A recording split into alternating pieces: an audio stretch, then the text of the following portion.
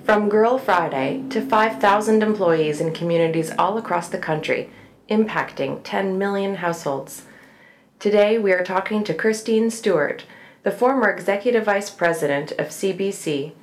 What she teaches us is that nothing is what you expect. It's how you handle it is your measure of success. I am responsible for everything that CBC does in television, radio, online. It's a good job. I find a lot of inspiration in TV. I think we can find a lot of inspiration in the Canadian stories that we can tell. And I have a lot of pride in the talent that we have in Canada, and I think it's important that it have the appropriate showcase and nurturing and support in order to really make its mark, not just in Canada, but on the international stage. Because I truly believe that nobody creates art unless they want people to see it. So I think learning that meant it kind of prepared me for this job where people can create their art or their content, and I'm here to help people see it. I started out as a literally Girl Friday. Like that was almost the wording of the article that was, or the ad in the paper. And I had just graduated from university. I thought I was going to be in publishing because I had a great literature and criticism degree, and I thought, oh, I'll be in publishing. I even did a co-op at a publishing company during the winter break in my final year, and they were going to offer me a job. And then it was the end of the 80s, and a recession came, and they couldn't hire me anymore. And so I was literally looking through the Toronto Star, for want ads, and I found this Girl Friday ad, and it was for a distribution company called Paragon International. And I went in for the interview, and I met the great Ismay Benny, who became like a second mother to me. And I worked with her for 7 years, and she showed me so much, and I learned so much from her that over those 7 years, eventually I replaced her as she moved out of the business as president. So I started out as typing telexes and getting the water to then selling programming internationally, to then running the business. So it was a great experience, and I'll always remember that that's how I started. So I think it's about 7 years ago I joined to head up the television division. We're on this role of having great success. We're number one in so many markets in radio and growing. And the television feedback that we've been getting in terms of audience, we had consistent growth over those 6 years. And then we kind of hit a time when we heard from the government that our funding was being cut $200 million. And that happened in the last year. So that was a bit of a reality check, because suddenly we had to deal with a lot less. And we've always been pretty flexible and able to make a lot out of a little. But this was a real challenge, and there ended up being an announcement of 650 layoffs.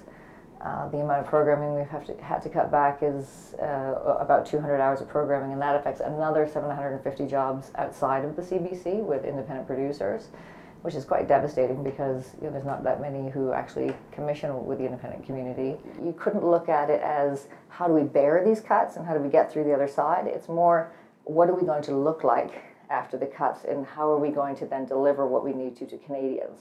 So you had to kind of turn it on its head instead of seeing it as how do we, what kind of sacrifices are we going to have to make, and what kind of things. You had to really look at it as what in a future state is a broadcaster going to be anyway, and then kind of build your plan to that. So that's what I did in the last year with a great team in support.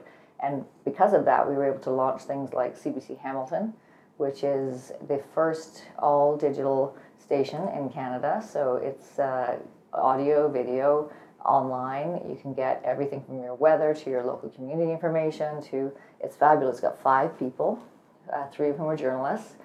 It's in a space probably the size of this room on Main Street in Hamilton, and is really connected to the community. And so that was a great way to kind of see how in this new world you could create opportunity with very little resource. The other thing we did was launch CBC Music, which is something I'm really proud of, because that was started off with an agreement with all of the record labels in Canada to come up with an idea and a joint venture to push us into the digital space with music and really become a home and a showcase for great Canadian songs and talent. And it launched in February of this past year, and it is now the 3rd most popular streaming site for music in Canada, behind YouTube and Vivo. That's huge. It has 43 discrete channels. So everything from like 6 classical music channels to 2 new wave channels to even Gian has his own branded channel, and 500,000 artists, which is the fun part for me, have uploaded their own pages, and so they can talk to Canadians. They have a place to go to show off, their talent, and people can come and check them out and see their tour schedules. So I think those two pieces, CBC Hamilton and CBC Music, which kind of pushed us into an area where we could reach so many people and showcase other people's talent in a way that I think is our job as a public broadcaster, to connect people, to give them a platform like that. I think those are the things I'm most proud of. Despite the kind of adversarial conditions we were in, it's a great team that were completely motivated to go and do this at a time when everybody was quite worried about what was the future of CBC. Well, we're kind of building it. As I said when we had those days when we were having to make these really hard announcements to people, and those were really, really tough times because people were leaving the building all across Canada. I said, just stop letting other people define, what CBC is, and like all these conversations about what is CBC and whether CBC, what's the future of CBC? You're doing it, like you're already doing it. So just keep doing it, keep doing what you know, because you're the best in Canada. Keep doing what you know how to do, because that's what Canadians respond to. If you're inspired and ready to advance your career, ask about our course designed around the lessons from Canada's top 25 women of influence.